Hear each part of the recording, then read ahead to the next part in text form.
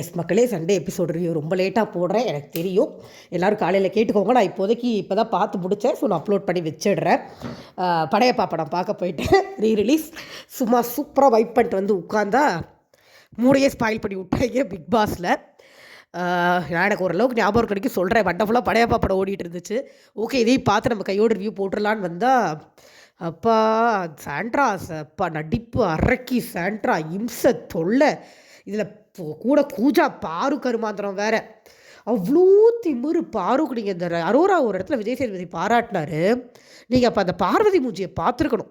ஒரு close-up shot வச்சாங்க, அப்படியே கப்ப கப்ப கப்ப கப்ப கப்பாடு எரியுது பார்வதிக்கு. அசிங்கம். இதை வேற இந்த பிஆர் டீம் காசை வாங்கிட்டு எதுக்கு சப்போர்ட் பண்ணுறதுன்னு தெரியாமல் பண்ணிகிட்டு இருக்கீங்க. உள்ளே அவர் வந்தோடனே இந்த டெக்கோரமாக தான் பேசுகிறாரு. அதில் பார்வதிக்கு லைட்டாக ரொம்ப லைட்டாக ஒரு ரோஸ்ட்டு. நீங்கள் கோர்ட் ஃபேமிலி தானே, உங்களுக்கு தெரிஞ்சிருக்க வேண்டாமா, நீங்களே வந்து எல்லோரும் உங்கள் மேலே கம்ப்ளைண்ட் வச்சுருக்காங்க அப்படின்னே மூஞ்சி, அது கண்டஸ்டண்ட்டை மூஞ்சியை காட்டுற மாதிரி விஜய் சேதுபதி காட்டிட்டாங்க இன்றைக்கி. அதையும் க்ளோஸ்அப் வச்சாச்சு. உங்கள்கிட்ட எப்படி பதில் வராது, உட்கார வச்சுட்டாங்க. வினோத்துக்கும் ரோஸ்ட்டு. உங்கள் கேஸ் டிஸ்கஸ் பண்ணும்போது நீங்கள் டிஸ்ட்ராக்ட் பண்ண மாதிரி மற்றவங்க பண்ணிட்டு தான் நீங்கள் சும்மா இருப்பீங்களா அப்படின்ற மாதிரி அவருக்கும் ஒரு குட்டி ரோஸ்ட்டை போட்டு விட்டாங்க. இதில் எல்லாருமே வந்து நாங்கள் சொன்னோம், இவங்க கேட்கலை அப்படிங்கிற மாதிரி ஒரு விஷயத்த சொன்னாங்க. ஸோ இவங்க 2 பேருக்கும் டிஸ்ட்ராக்ட் பண்ணாங்கன்னு ரோஸ்ட்டு. அடுத்து ஒரு கேஸாக டிஸ்கஸ் பண்ணுவோம் அப்படின்ட்டு ஃபஸ்ட்டு ஆதிரை வந்து வினோத் மேலே கொடுத்த கேஸில் ஆதிரி தோத்துட்டாங்க. ஆதிரியோட பாயிண்ட் ஆஃப் வியூ மட்டும் கேட்டாங்க. ஜட்ஜஸ் தப்பாக சொல்லிட்டாங்களாம். அதில் வேறு அமித் தப்பாக சொன்னாலும் திவ்யா கரெக்டாக சொன்னாங்களாம். திவ்யா உளறிச்சு அந்த கேஸில். அமித் தான் பர்ஃபெக்ட் ஜட்ஜ்மெண்ட்டே கொடுத்தாரு. இதுக்கு விஜய் சேதுபதி ஒன்றுமே சொல்லாமல் உட்கார வச்சுட்டாரு. அவர் அமித்தை பார்வதி கமலன் விஷயத்தில் பண்ணதுக்கு திட்டினதெல்லாம் எனக்கு ஃபைன் தான். இன்னும் 4 கொடுத்தா கூட நான் ஓகேன்னு தான் சொல்லியிருப்பேன். ஆனால் ஜட்ஜாக அமித் சூப்பராக பண்ணார். ஃபஸ்ட் 2 கேஸ் செமையாக பண்ணார், கரெக்டான ஜட்ஜ்மெண்ட்டு. ஆனால் ஒரு பாராட்டு இல்லை. சொல்லப்போனால் எனக்கு என்ன சொல்கிறதே தெரில. விஜய் சார் அவர் பார்க்கவே இல்லைங்க. அது இந்த இடத்துல சூப்பராக ஒரு இடத்துல ப்ரூஃப் பண்ணார்.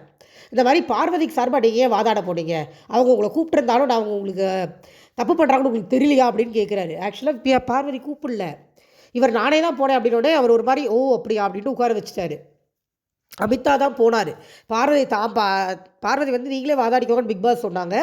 பார்வதி ஜங்கு புங்குன்னு குதிச்சிச்சு இந்த ஹவுஸ்மேட்ஸ் கேஸில். அப்புறம் தான் அமித் போய் ஆஜரானார். அமித் வாலண்டியராக போனார், டாஸ்க்குன்னு நினச்சி போனாராமா. அதுவே ஒரு கேவலமான ஒரு கேஸு. இதில் ஒரு டாஸ்க்குன்னு நினச்சி போயிருக்கவே கூடாது. போயிட்டு அதுக்கு ஒரு ஜஸ்டிஃபிகேஷன் வேறு. விஜய் சேதுபதி ஷோ பார்க்கவே இல்லை அப்படிங்கிறது இங்கே ரொம்ப தெளிவாக தெரியுது. ஏன்னா அமித்தை வந்து பார்வதி வாதாட வச்சாங்கன்னு நினச்சி பார்வதி திட்டலான்ட்டு போனார். கடைசியில் பார்த்தா அது புஷ்ஷுன்னு போயிடுச்சு.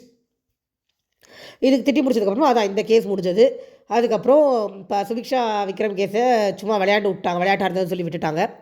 பார்வதி கேஸ்லையும் நீங்கள் ஏன் தோற்று போனீங்கன்னா கமருதனை சூஸ் பண்ணேன்னு சொல்லிச்சு பார்வதி. கமருதன் வந்து அரோராவுக்கும் பார்வதிக்கும் மிட்டாக இருந்தேன் அப்படின்னாரு. உடனே அரோராவை எழுப்பி கமருதன் உங்கள்கிட்ட கிச்சன் மேடையில் வச்சுலாம் பேசுறதை பார்த்தா உங்களுக்கு சார்பாக பேசியிருப்பார், உங்களுக்கு தோணுதா அப்படின்னு கேட்டார் விஜய் சேதுபதி. அதுக்கு அரோரா வந்து இல்லை சார், எனக்கு அது என்னவோ அப்படிலாம் ஒன்றும் தோணலைன்ற மாதிரி அரோரா சொன்னாங்க. உடனே பார்வதி வந்து எனக்கு சார்பாக வாதாடவே இல்லை அப்படின்னு சொன்ன உடனே இவர் சொல்லிட்டார், பார்வதி வந்து கமருதனுக்கு வாதாடுற மாதிரி கமருதன் பார்வதிக்கு வாதாடிட்டு தான் ஜெயிச்சிருப்பாங்கன்னு சொல்லி கமருதன் ஒரு குட்டினார். நீங்கள் என்ன ஒரு டாப்பிக்கை வந்து சாப்பாட்டில் ஃபங்கஸ் இருக்குன்னு ஆரம்பிச்ச டாப்பிக்கை எங்கெங்கேயோ போய் பேச தரதுல உங்களுக்கு பேச தெரியாமையா இருக்குது, நீங்கள் வேணுதே தான் தோற்றிக்கினார். ஆமாம், அவர் எனக்கு அப்படிலாம் தோணலைங்க. கமருதனுக்குலாம் மூளையே கிடையாது.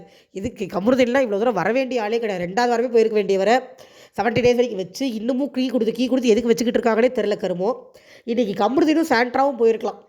கமருதீன், சாண்ட்ரா, ரம்யா 3 பேர் வெளியில் போக வேண்டிய 3 பேர் தூக்கி போட்டு தொலைச்சிருந்துருக்கலாம். தேவையெல்லாம் வியானா அனுப்பிவிட்டாங்க. வியானாலாம் இன்னும் 1-2 வாரம் இருந்திருக்கலாம் compare to this dirty people அவ்வளோதான் சொல்கிறேன். ஓகேவா? ஸோ இது முடிஞ்சது. அதுக்கப்புறம் தான் இந்த ஆதிரை எஃப்ஜே கேஸுக்கு வரும்போது அமித்தை, அதாவது அஸ் ஜட்ஜை வந்து தப்பாக தீர்ப்பு கொடுத்துட்டாருன்னு சொன்னதுக்காக ஆதிரைக்கு ரோஸ்ட் விழுந்தது. நீங்கள் ஜட்ஜை கேட்கக்கூடாது, அந்த இடத்துல அப்படி தான் தீர்ப்பு கொடுக்கணும்னு சொல்லிட்டு அதுக்கப்புறம் எஃப்ஜேவையும் விக்ரமையும் எழுப்பிட்டார். வாதாடி இருக்கும்ல கேஸை. நான் என்ன கேட்குறேன், அது எஃப்ஜேவோட சாய்ஸ், வாதாட மாட்டேங்கிறது. நீங்கள் அதுக்கப்புறமா அவர் திட்டினது, விஜய் திட்டினது கூட நான் ஒத்துப்பேன்.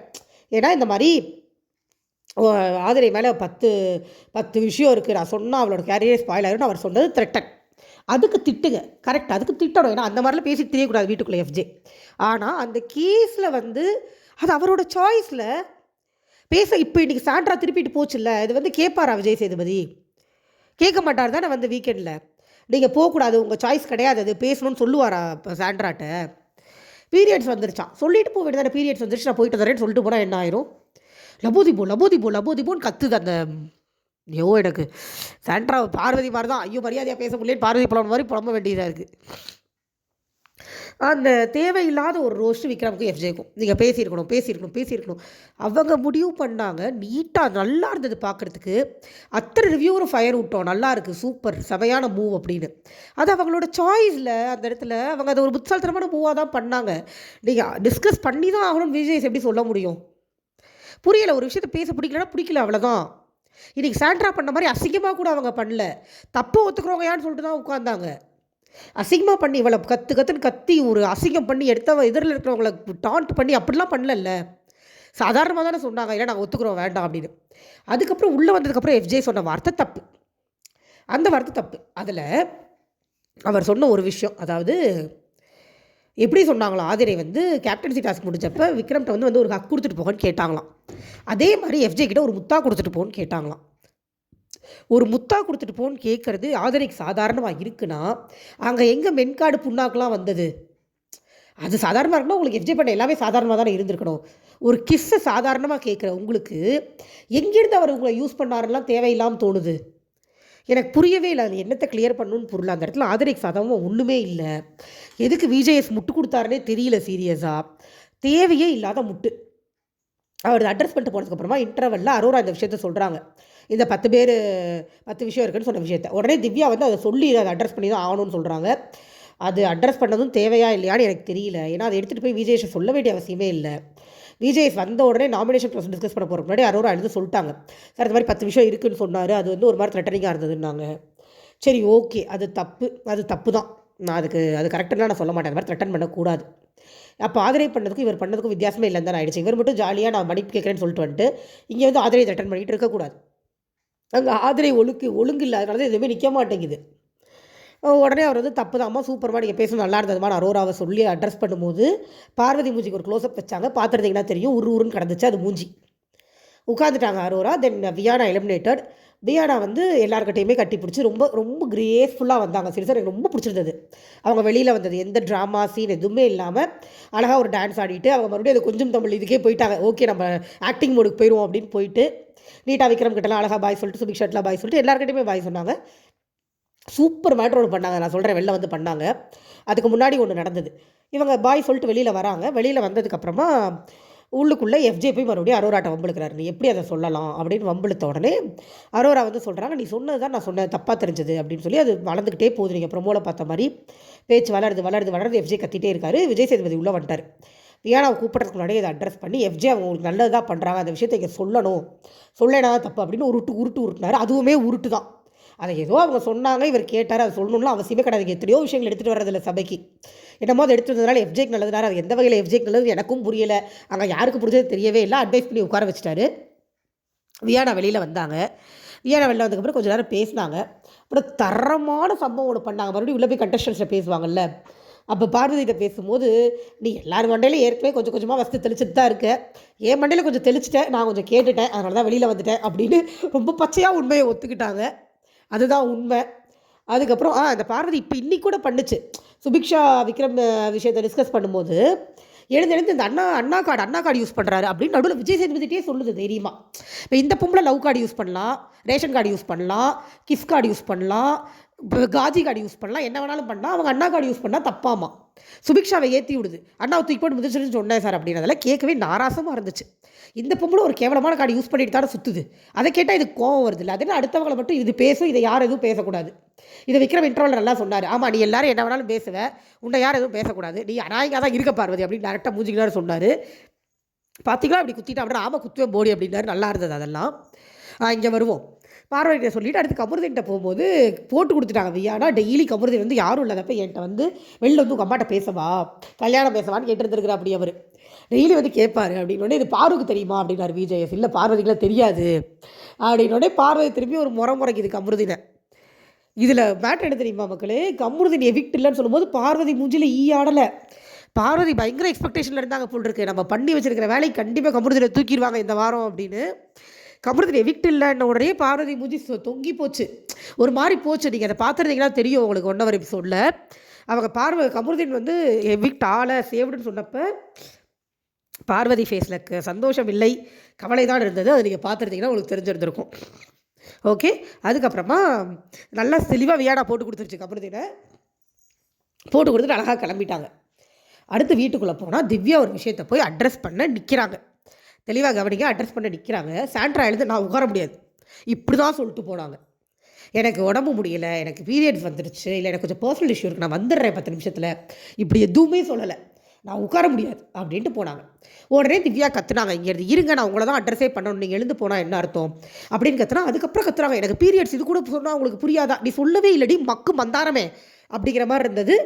பார்த்துட்டு இருந்தேன் எனக்கே அது சொல்லவே இல்லை. அந்த ஐயோ கத்தி உடனே பார்வதி பின்னாடியே போய் கழுவி விட போகுது. பின்னாடியே போய் ஒன்றும் சாண்ட்ரா அட்ரஸ் பண்ண வேண்டாம், அது உன்னோட இஷ்டம். இப்போ சாண்ட்ராவை வெளியே அனுப்பணும்ல. பார்வதி சாண்ட்ரா வச்சு ஒரு கேம் விளையாடுது. ஆனால் சாண்ட்ரா வந்து சிம்பத்தி கேம், ஒரு இளவு சிம்பத்தியை ட்ரை பண்ணுது. கரும்பு சிம்பத்தியே வரல, கோவம் தான் வருது அந்த மூஞ்சியை போரக்கட்டையை பார்த்தாலே. போய் ட்ரெஸ்ஸை மாற்றிட்டு வந்து உட்காருது. இவங்க திவ்யா வந்து இன்டெரக்டாக என்னை பற்றி பேசுகிறாங்கன்னு சொல்லியிருந்திருக்கும் போல் இருக்குது சாண்ட்ரா எபிசோடில். ஆக்சுவலாக திவ்யா அப்படி எதுவும் சொன்ன மாதிரி நம்மளுக்கு தெரில, நான் பார்த்த வரைக்கும் எனக்கு தெரியல. தப்பாக அவங்க சாண்ட்ராவை பற்றி எங்கேயுமே சொன்ன மாதிரி தெரில. ஏன் பேசலன்னு தெரிலன்னு தான் சொல்லிட்டு இருந்தாங்க. ரம்யா எப்போயுமே ஒன்றுக்கு நாளாக போட்டு கொடுக்குறது தான். ரம்யா சொன்னான்னு சாண்ட்ரா உருட்டுது. ரம்யா இல்லை, அதனால் ரம்யா மேலே பழிய போடுறாங்களான்னு கூட தெரியலை. நான் அவங்கள பற்றி அப்படி எங்கேயுமே பேசலன்னு அவங்க சொல்கிறாங்க, அவ்வளோதான். உடனே அதுக்கு எனக்கு இதுக்கு பதில் சொல்ல விருப்பம் இல்லை அப்படின்ட்டு எழுந்து மறுபடியும் வேகமாக போகுது. வினோத் வந்து நீங்கள் இப்படி என்னங்க மரியாதைலாம் பேசுகிறீங்கன்னா உனக்கு அறிவில்லையா அப்படிங்குது வினோத்தை. இது பீரியட்ஸ் சொல்கிறது அவர் காதில் விழுகலை போட்டிருக்கு. இவங்க பீரியட்ஸ் கார்டு யூஸ் பண்ணுறாங்கன்னு எனக்கு தோணுது. போய் அப்புறம் வெளியில் போய் உட்காந்து ஓட அழுகுதாங்க, ஒன்றுமே தப்பாக நடக்கலை. உடனே பார்வதி போய் உட்காந்துக்கிட்டு சமாதானம் பண்ணுறேன்னு சொல்லிட்டு எந்த இடத்துல அப்படி பேசினாங்க அப்படின்னு கேட்குது. உடனே இது சொல்லுது, இந்த மாதிரி சாண்ட்ரா சொல்கிறாங்க, இந்த மாதிரி ரம்யா வந்து சொன்னாடி, ரம்யாவே இல்லடி நான் எப்படி பேசுறது அப்படின்னு சொல்லி ஏதோ ஒரு 1-2 இடத்த மொக்கையாக சொல்லிச்சுங்க. அது எதுவுமே உண்மை மாதிரியே எனக்கு தெரியல. அப்புறம் இந்த இடத்துல அவர் நான் பேசணும் தான் பார்த்துக்கிட்டு இருந்தா. கமருதீன் அசிங்கமாக பேசுகிற இடத்துல எனக்கு பேச விருப்பம் இல்லடி அப்படிங்கிறது சாண்ட்ரா. உடனே பார்வதி, ஆனால் அவள் ஜெயிச்சிட்டா பற்றியாடி, அதை சபைக்கெலாம் எடுத்துகிட்டு வந்து. பார்வதி கொஞ்சம் கூட ரெக்ரெட் இல்லை, ஒருத்தர் அசிங்கமாக ஒரு பொண்ணை பேசினானே பார்த்துட்டு. ஏன்னா பார்வதி கேள்வியே கேட்கல, விஜேஎஸ் ஜெயிச்சிட்டா பாருடிங்குது.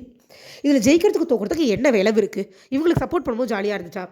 நான் பார்வதி விஷயத்தில் நியாயமே கேட்க போகிறது இல்லைங்க. பார்வதி பண்ணுறது ஃபுல்லாக அநியாயம். விக்ரம் சொல்கிற மாதிரி பார்வதியோட பேசிக் கேரக்டர்லேயே பிரச்சனை இருக்குது. கேம் எல்லாம் விளையாடலை, பார்வதியோட அடிப்படை கேரக்டர்லேயே பிரச்சனை இருக்குது. அவங்க ஒரு பெரிய பிஆர் டீம் செட் பண்ணி வச்சுட்டு வந்திருக்காங்க அழகாக. அந்த பிஆர் டீம் இவங்க என்ன பண்ணினாலும் பார்வதி சூப்பர், பார்வதி கேமர்னு ஒரு 4-5 வார்த்தையை ஸ்டாண்டர்டாக கற்று வச்சுருக்காங்க. அந்த 4-5 வார்த்தையை சொல்லி பார்வதிக்கு முட்டு கொடுக்குறது. ஏதாவது ஒரு வீக் பார்வதிக்கு மாட்டினா அவங்கள திட்ட போகிறாங்க தெரிஞ்சு எல்லா ரிவ்யூ கீழே போய் அசிங்கமாக கமெண்ட் பண்ணி அவங்க எல்லாத்தையும் டான்ட் பண்ணுறது, இந்த மாதிரி வேலைகளை பண்ணிகிட்ருக்காங்க. அதே மாதிரி சேனலும் இவங்க கண்டென்ட் கொடுக்குறாங்கன்றதுக்காக அவங்க எவ்வளோ அசிங்கமாக எவ்வளோ கீழ்த்தரமாக பிஹேவ் பண்ணாலும் பரவாயில்ல அப்படின்னு சொல்லி அவங்கள உள்ளே வச்சுட்ருக்காங்க. இது எல்லாமே மாறாத வரைக்கும் அவங்க எதுவுமே மாற போகிறதில்லை, இது இப்படியே தான் இருக்கும். நிறைய பேர் இதில் என்னென்னா, கடைசியில் இந்த அச்சாக்கியா இன்சூரன்ஸ்லையான ஒரு உருட்டுவாங்க எல்லாம் ஜெயிச்சவங்கெல்லாம் சேர்ந்து.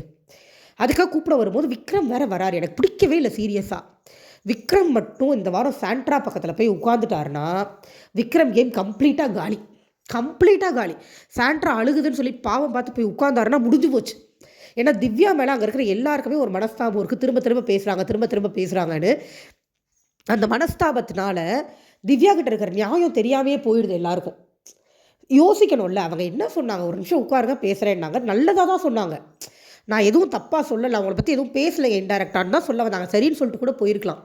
அங்கே சாண்ட்ரா கிரியேட் பண்ணது ரொம்ப ஓவர் தேவையில்லாத ட்ராமா. அந்த ட்ராமாவுக்கு முதல்ல எஃப்ஜேபி கண்டுபிடிச்சதே எனக்கு பிடிக்கல. அடுத்து சபரி போய் ஒன்றும் அமித் போய் ஒன்றும் யார் சுபிக்ஷா போச்சு, இவங்கெல்லாம் இன்வால்வ் ஆகிறதே எனக்கு பிடிக்கல. அவங்க ட்ராமா தான் போடுறாங்க, பச்சை தெரியுது. வெளிலேருந்து பார்க்குற நம்மளுக்கு தெரியுது, உள்ளேருந்து இருக்கிறவங்களுக்கு தெரியலையா இல்லைன்னு எனக்கு தெரியல. இந்த திவ்யாவும் ஒரு விஷயம் ஒரு தடவை சொன்னம்மா விட்டமான்னு இருக்க மாட்டேங்கிறாங்க. பார்வதினா டபுள் சைடு கோலிங்க. திவ்யாட்ட வந்து ஓகே திவ்யா அங்கே போய் சாண்ட்ராவை ஏற்றி விடுது. ஆனால் எனக்கு ஒன்று தான் மக்களே, இந்த வாரம் சாண்ட்ரா ட்ராமாவை நம்பி திவ்யாவுக்கு எதிராக யாரெல்லாம் சாண்ட்ரா கிட்ட போகிறாங்களோ அவங்க எல்லாரும் அடுத்தடுத்த வாரங்களில் வெளியேறுவாங்க. திவ்யா கையில் தான் கப்பு போகும். இந்த ஷோ அதை நோக்கி தான் இந்த நிமிஷம் போயிட்டுருக்கு. நாளைக்கு மாறலாம். விக்ரம்க்கு சப்போர்ட் பண்ணிகிட்டு இருந்து விக்ரம் நல்லா விளையாடுறான்னு சொல்லிட்டு இருந்தேன். நானே சொல்கிறேன், எனக்கு இந்த டைமில் விக்ரம் போய் நின்னது கூட பிடிக்கல. சாண்ட்ராவை கூப்பிட்றதுக்கு சீரியஸாக பிடிக்கல. ஏன்னா அவங்க ரொம்ப கேவலமான ஒரு விஷயத்தை பண்ணாங்க. அவங்க சொல்லாமல் போயிட்டு சொன்னேன்னு கத்திட்டு என் மண்டையில் வந்து ஏறுறையா, உனக்கு அதான வேணும், என்னை டார்கெட் பண்ணுற 3 நாளான்னு என்னென்னவோ சொல்கிறாங்க. திவ்யா அவங்க பக்கமே போன மாதிரி எனக்கு தெரியல. டார்கெட் பண்ணுற அதான் அந்த ஒஸ்ட் பெர்ஃபார்மர் சொன்னாங்களோ அதை தான் சொல்லுது டார்கெட்டுன்னு. என்னை வம்பிழுத்துக்கிட்டே இருக்க என்னென்னவோ சொல்கிறாங்க, எதுவுமே பண்ணல திவ்யா. நான் பார்த்துட்டு தானே இருக்கேன். எனக்கு திவ்யா மேலே பெருசாக அபிப்பிராயம் இல்லைங்க. ஒரு 2-3 நாள் முன்னாடி வரைக்கும் நான் திட்டியிருக்கேன். திரும்ப திரும்ப சொன்னதையே சொல்கிறாங்க, செம்ம இரிட்டேஷனாக இருக்குது, வாயவே மூட மாட்டேங்கிறாங்க. ஆனால் இப்போ இந்த கடந்த 2 நாள் நடந்த விஷயத்தில் திவ்யா மேலே தவறு இல்லை. அவங்க நியாயமாக தான் கேட்டாங்க அந்த 2 விஷயத்தையுமே. ஆனால் இதுக்கு முன்னாடி இருந்த கம்ப்ளைண்ட்னால இதை யாரும் கவனிக்க மாட்டேங்கிறாங்க. இதை கவனிக்காமல் சாண்ட்ரா அழுகிறத நம்பிட்டு சாண்ட்ராக்கு ஆதரவாக திவ்யாவுக்கு எதிராக போனாங்கன்னா அத்தனை பேர் கேமும் காலி. வெயிட் பண்ணி பார்க்கலாம் என்ன நடக்குதுன்னு. இதில் அரோரா கொஞ்சம் புத்தால்தனமாக இருக்கிற மாதிரி எனக்கு இருக்குது. அரோரா கூட கொடுத்துருங்கடா கப்பை. எனக்கு கேட்டால் திவ்யாவா அரோராவான்னு கேட்டால் நான் அரோராக்கு தான் கொடுக்க சொல்லுவேன். ஏன்னா அரோரா வந்து இன்னும் கொஞ்சம் நல்லா ஹேண்டில் பண்ணுறாங்க விஷயத்தை. இவங்களை மாதிரி லபோதிபோன்னு கத்தாமல் இன்னும் கொஞ்சம் நல்லா ஹேண்டில் பண்ணுறாங்க. பட் அரோராவும் கமருதீன் விஷயத்தில் கொஞ்சம் வேஸ்ட்டு தான். அது நம்மளுக்கு இரிட்டேட் தான் ஆகுது. பார்ப்போம் எப்படி போகுது அப்படின்னு. காலையில் கேட்டிங்கன்னா உங்களோட கமெண்ட் ஷேர் பண்ணிக்கோங்க, லைக் பண்ணி ஷேர் பண்ணி சப்ஸ்கிரைப் பண்ணுங்கள், சப்போர்ட் பண்ணுங்கள் மக்களே. ப்ளீஸ் சப்ஸ்கிரைப் பண்ணுங்கள். ஒரு 200 சப்ஸ்கிரைபர்ஸ் தான் வேணும் நம்மளுக்கு. ஸோ ப்ளீஸ் உங்களுக்கு என்னோடய ரிவ்யூ பிடிச்சிருந்தா சப்ஸ்கிரைப் பண்ணி ஷேர் பண்ணி கொஞ்சம் சப்போர்ட் பண்ணி விடுங்க. Thank you so much. Bye bye.